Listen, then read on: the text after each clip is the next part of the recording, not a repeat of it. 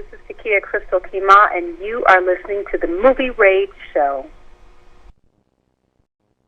It's time for the movie raid, and tonight's victim is actress Keymah, that played in several films as well as television. Sharknado 4, Jackie Brown, In Living Color, and so forth and so forth. Hello. Hi, how are you? What's going on? A little bit of everything. I got a little scared because I'm in Chicago and there's a tornado nearby, and it was all fun and shark games a couple of weeks ago. Kind of serious out here now. So you bounced between as well as writing and as stage performance. Are you currently doing any projects of that? Yeah, I'm in development with a stage show called Don't Get Me Started. My big mouth ranting for 2 hours, pretty much. And it's got some humor and some music in it to soften the blows of what I think about the world. But I did it once as a showcase a couple of years ago and let it go. And then apparently there's a bootleg copy of it floating around. So a lot of people have seen it, and they're asking me to do it again, and so I decided to put it back on its feet, and I'm working on it now, and I hope to debut it in Chicago late this fall or early next year. Now, in terms of emotions in a character when you act, whether stage or even on film, do you think it's sometimes okay to hold back some of that emotion depending on the situation of the character? Hold back the emotion that you're feeling? Yeah, on certain occasions, or do you think you should just straight up let it all out? Oh, definitely not. But that we save for therapy. When you're performing, you must be in control of your instrument. It's like a singer. Should you scream at the top of your lungs to show your emotions? Never, because that will ruin your voice and you won't be able to sing in the next act or the next night's curtain. You can have as much emotion or as little as you want, but when you're performing, you have to be in control of it. And when you completely let go, you're not in control of it.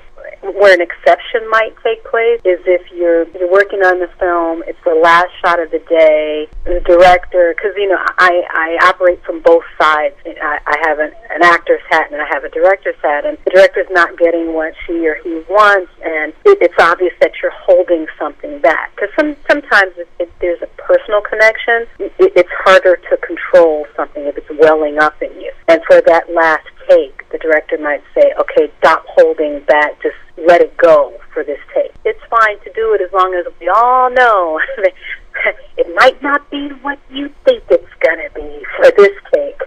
When I was on In Living Color, we used to do, we had the script and we would shoot and we'd get in the can what was on the page, and then Keenan would come down and say to the comedians and me, okay, now for this take, go buck wild. And I would say, I'm going to pretty much do what's on the script.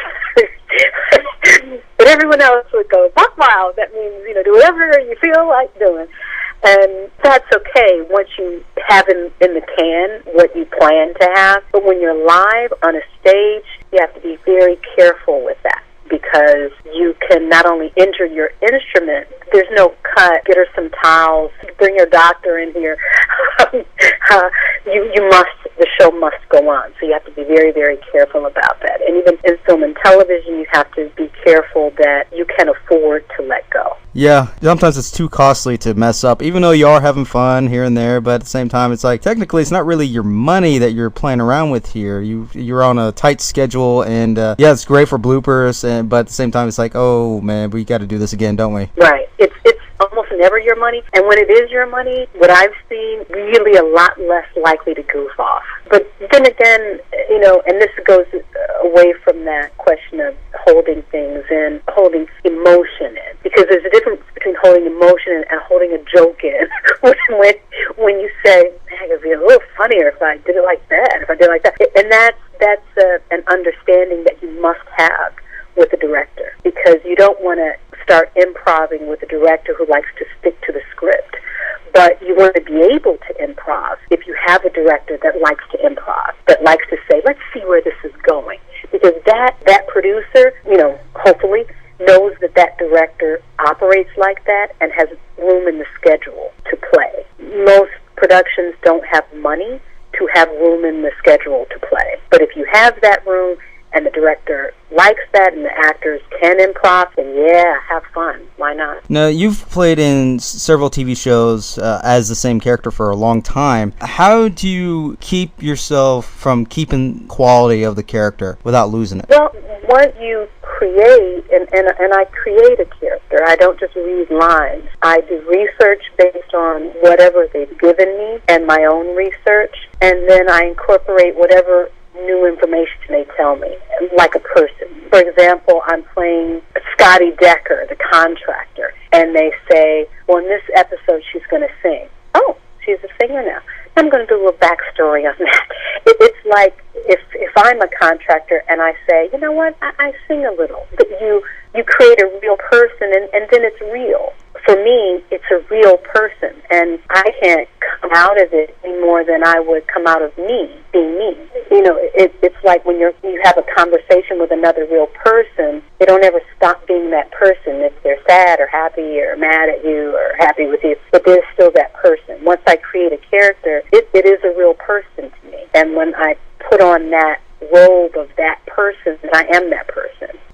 I can do whatever that person can physically do. You think that's kind of lacking in some acting today? Is like they illuminate the character, rather create a character before they actually do it. Like you said, just reading lines. Well, a lot of people aren't required to do more than that, because and that's why you see people playing the same characters over and over. People are quick to put you in a box, and that's why I'm glad I started out in television. I was doing theater for many years before that, but I was introduced to television audiences in a venue where I did many different characters. So it's harder for people to put me in a box because they know that I have a wide range. But if you see somebody that, especially somebody that's larger than life character, that you see do something really well, people say, yeah, do that again. And so, it doesn't give that person room to play anyone else. And so and it might be a character that person created, it might be themselves because they were reading lines the first time they did it and using their own possibilities, as I call it, the first time that everyone saw them. And so I think that happens a lot, not through any fault of the actor, but because they're hired to play the character they played last time. Now, on the actor side, I think a lot of actors are not well trained because it's one of those professions that looks really easy and like everyone can do it. I was speaking, I did a workshop, and in the Q&A, this woman expressed her frustration that she'd written a script and sent it around town. No one picked it up, and just because she was attached to play the lead, and I said, well, where did you study? Well, I didn't study. I feel it in my bones. And I'm using her as an example, but that's extremely typical, that I know I can do it. I feel it in my bones. I've got natural talent. And I always use the example, would you let me perform surgery on you if I had a knife in my hand and I felt it in my bones that I could perform surgery on you well? No, of course you would. You want somebody who studied and, whether they felt it in their bones or not, who actually knows what they're doing. But in this industry, it's not required in so many instances. That lack of education, that lack of training, that lack of discipline feeds on itself, especially here in America. You go to other places and actors are extremely well trained. They have a stronger and wider range to show for it because of it. But here, some actors train, some actors not. And the actors that are not might not know any better than to just read lines, if they could even do that, because some can't, and they're coached to even do that. Yeah, in some cases, even though you may look good as the character, but even though you may not have been trained, doesn't mean, in this case, you really can't afford to just do whatever and just hope to expect to get big roles and big pictures. Right. And a lot of people rely on their looks, and the industry feeds on that as well. That, just stand there and look pretty, honey, and everybody will talk to you and you'll nod. And we'll dub your voices. We'll, feed you line by line by line. And I know this one show, I won't say the name of the people, but, there were, little bitty kids on the show, and they didn't know how to read yet, so they couldn't study their script.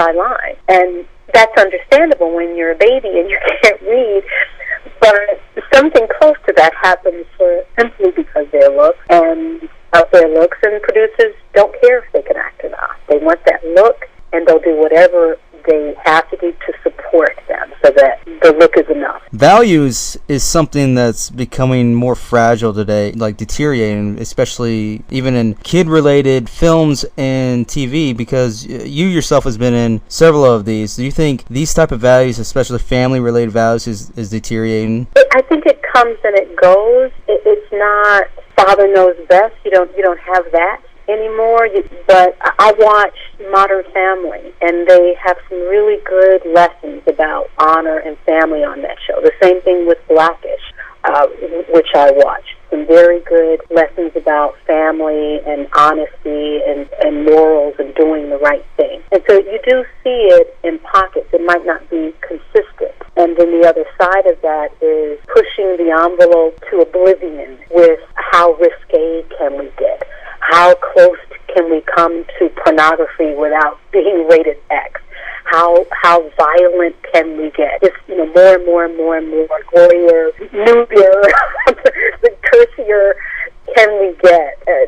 And because that seems to accompany some prize. You get the prize for being the raunchiest, the most outlandishly bad, adult without being labeled X-rated today. But I'm hoping that there will be more of a balance, but if you seek out things, you can find some shows that do have some sort of moral compass. Comparing from the 90s and before then, those were not only just hit sitcoms, but as well as teaching something. And fast forward to now, I mean, you got Goofy, these kids look like really hyped up on, pixie sticks and stuff and just going crazy. The question is the value of any family values at all? I mean, where is that at? I mean, we're in a world right now where kids are shooting kids are shooting their parents are killing their kids, and so forth. And rather not does this have any more effect from the film world? Well, I agree, and I think that someone said that it is the responsibility of the artist to capture the highest values of a society, and I take that on. When all of us are gone, someone who hasn't been born yet will look at our art and judge us. They might the Constitution, they might leaf through the files that show our court record, but they will definitely look at our art and judge us for it. And so I think that comes with the responsibility of saying, how do we want the earth to view us? And so it's up to us first, the artists, to say, let's do this. We artists who are director, producer, creators of our own art, to say, let's make a movie about this. Let's make a television show. Let's make a play about this. That's certainly what I do in my work, if you've seen it. And I've done some things that are off-brand, so to speak. Especially, when I was younger on In Living Color and things like that. But largely, I have a bar. My bar is, would my ancestors be proud of this art that I put into the indelible continuum, or would they not? And if they would not, there usually is not enough money in the world to make me do something. But if they would, then I rush forward with it. And that encompasses some things that are not necessarily lofty, but have some value, because comedy has a value even when it's silly. And I myself and other people who've told me, I've gotten through hard times because you made me laugh, Takia. Watching your show X, Y, and Z got me through the war, got me through my cancer, got me through blah, blah, blah.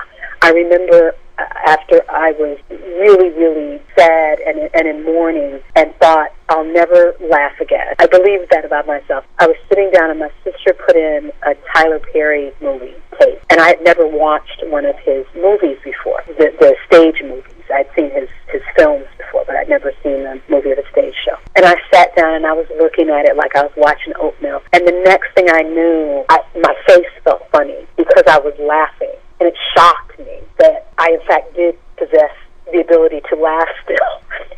And I love Tyler Perry, by the way, because of that. But that's the purpose of comedy. Even when it's silly, it has a purpose. So there's a wide range of things that are, to me, are acceptable as long as they're not hurtful and denigrating of a people or of any group within a society. But I think that half the battle, we as artists, how we step forward, how we reject things that we find objectionable, and I've certainly done that on virtually every show I've been on. I've raised my hand and said, this offends me. This makes older people, elders look bad. This black people don't do that. I think that's a little sexist. Nobody else thinks that. So I am the one that will raise my hand, even if no one else does, to object to things. But that's only half the battle. The public has to meet us halfway in how they support our art. If you bootleg the fine family-friendly film that the independent artists struggle to make it out, and then you run first weekend to see the bloodiest, most lawless blockbuster, then that's what's going to come out next summer. Another gory, high concept, low moral blockbuster, and that filmmaker is going to retire and go back to the post office because he didn't make any money. He's not going to get a green light. He's not going to be able to make the next film. So the public has to demand that the media raises the bar back to wherever we want it as a society. Yeah, it's about making an imprint in history itself with art, film, art, music, anything in general. It all depends how people look at these. Either a lot, at least this day and age, it's mostly offensive, supposedly, and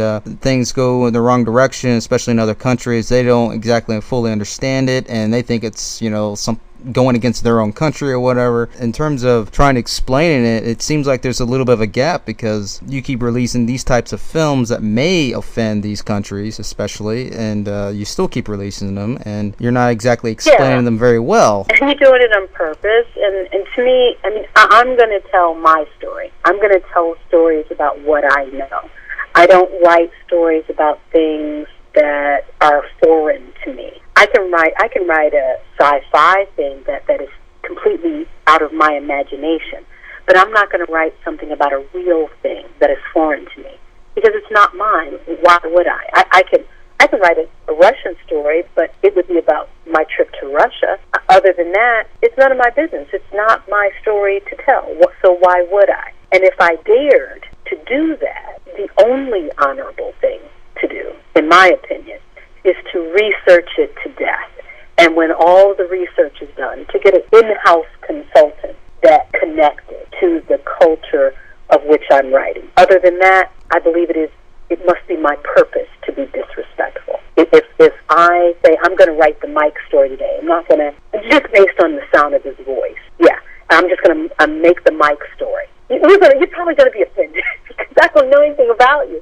So when I make that decision, I'm being rude. I'm being dishonorable. I'm being disrespectful, and I should know it. And I've said this before, but this is a real hot issue now. There are literally nothing but remakes coming out and reboots, so-called reboots, and spin-offs that are from these big companies that are being very desperate, in my opinion, very desperate, trying to hold on to a franchise. People are getting really angry about this. Do you think that this could lose influence on the viewers, on how film is, or maybe even actors themselves thinking it's a little bit too easy to even act now because it's just basically remakes? Well, doing a remake doesn't make acting easier unless you're remaking your own role.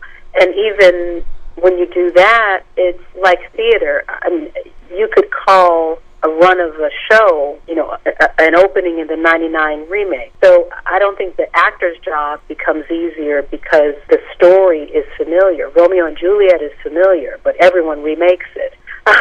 Do you know what I'm saying? So I don't think that that's a question for the difficulty in the role of an actor. An actor who is doing her job will work to do the job successfully. In terms of the audience's appetite, I think that it's dictated by the studio's comfort level. They remake whatever they're remaking because it's popular, and they don't want to risk the millions and millions of dollars that it costs to do a studio film. And so they do what works, knowing that it will work again. We liked it the first time, we'll like it the second time, we'll like it the third time, we'll probably like it the fourth time, because it'll be new actors, and then we'll say, well, maybe so-and-so can be the next James Bond, and then we'll see it again. So I think that even though I have that reaction, really, they're remaking that? Sometimes it's a good thing, because sometimes people, especially young people, don't want to see that original version. And if it's a quality film, if it's actually art, just like with a play, you want to introduce it to new audiences. And sometimes it can only be introduced to new audiences through new production. So although I do wary of it, I understand it, and sometimes I even appreciate it. These are products that, when they made a huge hit back then, let's say 1985 and so forth, and maybe it didn't get good reviews at that time, but ended up being a cult classic later on for future generations, as we just mentioned. And now, since they're remaking other films, some of them just really don't even need a remake, but they still do it anyway, because at that time it was popular, and for some reason they just want to still make money off of this by remaking everything. But the people that see these films now won't realize there was a original at the time. Right. You know, it's new to them. It's new to them. I hear that over and over, especially with music, and I can't think of an example off the top of my head, but it's happened so many times where I'll hear a song and one of my young nieces and nephews will say, "Oh, that's so-and-so." And I'll say, "That's who?" "Oh, no, honey, that's Marvin Gaye." What kind of influence do you want to imprint on other actors? I'm not sure what that means, but I'll tell you what came to mind. I like working with actors who make me step up to them, because, you know, actors, and we talked about actors who are trained and not trained, who work and not work, and some people, you know, do things in their sleep. If I've been doing something for a while, I can phone it in if I wanted to. But I like to work with actors who bring it, and who force me to bring it, to step up to their level. And then there becomes not a bad competition, not a, you know, we're showing each other up kind of thing, but how good can we get together kind of competition. That's what I love. And so if I can bring that out of another actor, if I can get an actor to play with me in that way, so that we can do more, you know, what is that? The sum of us can be greater than our part, then that's golden to me. That's heaven. Yeah, that's something that should be held by every actor, to get the very best in the acting, regardless how big, how small the role is. The fact is, even if it's a small screen, big screen, or even stage performance, you want to get out there for people to see more of this, to know more about what you can do with other characters. Yeah. I have this habit of, especially if I've seen something once, the second time I see it, I look in the background. I look for the smallest characters, and I watch what they're doing. And maybe because I'm a director, I'm a producer, I'm thinking, how would I have shot this? What angles would I have used? What would I have told those people in the background? What would I have had them do? But I watch to see if actors are just sitting, or if they're really in the scene and what they are doing. And to me, it makes a big difference, because when you see a film, a really good film, a film that lasts, there's nobody in the background goofing off. There's nobody in the background phoning it in. Everyone is working to the best of their ability, and that's why that film, that show is considered a classic, because everyone brought their A game to every scene. Totally agree. Well, go ahead and plug in anything that you wish to plug in, any promotion, any shows that you want to do, that you're doing right now, or anything in general. Sure. Well, I would love for people to hear my many upcoming projects, and if you can go to my website, which is www.tkeyah.com, that's Takia.com, and find lots of information there, and links to my Facebook, Twitter, and Instagram pages. My blog is there, and some, you know, fun facts about me, and lots of pictures. And what you will see eventually there is news on my new stage show, Don't Get Me Started. I am in a college romantic comedy that's coming out in November called What Happened Last Night, and I am producing a film called Revival. It's a feature-length musical that will be out next spring, and I have some other projects that are in various stages of development, which people will know is an interesting term, but it's true in my case. And people can watch me right now in Sharknado on the Sci-Fi Channel, and of course the usual suspects in Living Color and That's So Raven are on in various times of the day and night, and you can also access that schedule on my website, takia.com. And there you have it, actress Takia Crystal Keymah.